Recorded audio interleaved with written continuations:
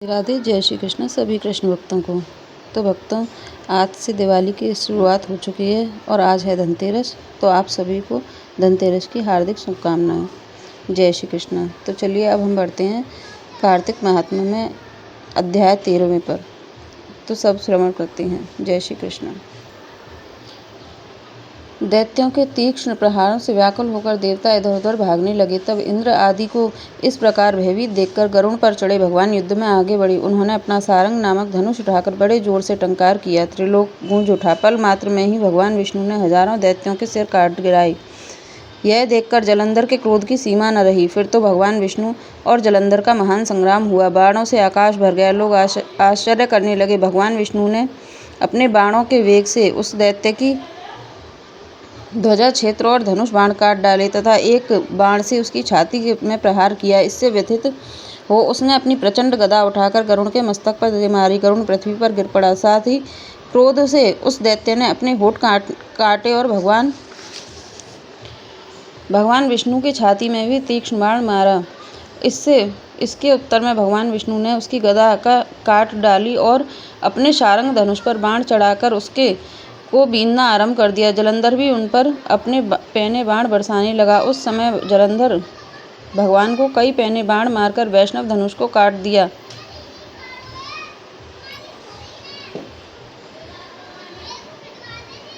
धनुष cut जाने पर भगवान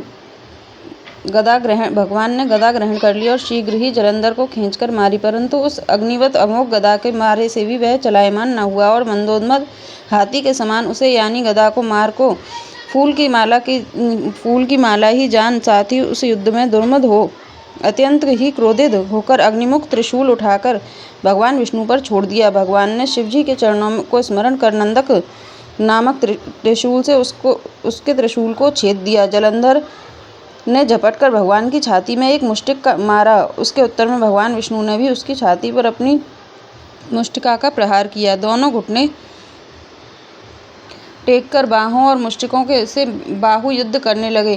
कितनी ही देर तक भगवान उसके साथ युद्ध में करते रहे। जब वे कुछ श्रमित से हो गए तब सर्वश्रेष्ठ मायावी से भगवान उस दैत्य से मेघवाणी में बोले कि हे रणदुर्मुद दैत्य श्रेष्ठ, धन्य है जो इस महायुद्ध में इतने बड़े बड़े आयुधों से भी भयभीत न हुआ। तेरे इस युद्ध से मैं बड़ा खुश हूँ।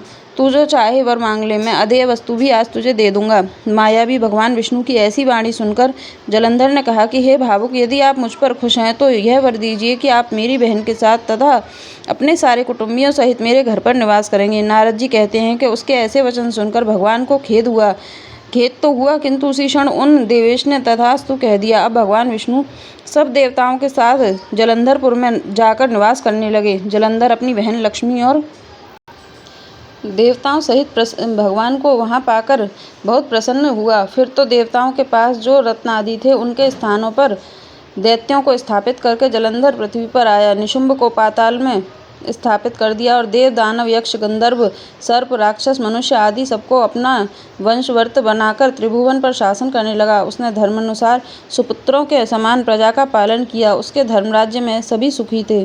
13वां अध्याय संपूर्ण। जय श्री राधे, जय श्री कृष्ण, जय गुरुदेव भगवान।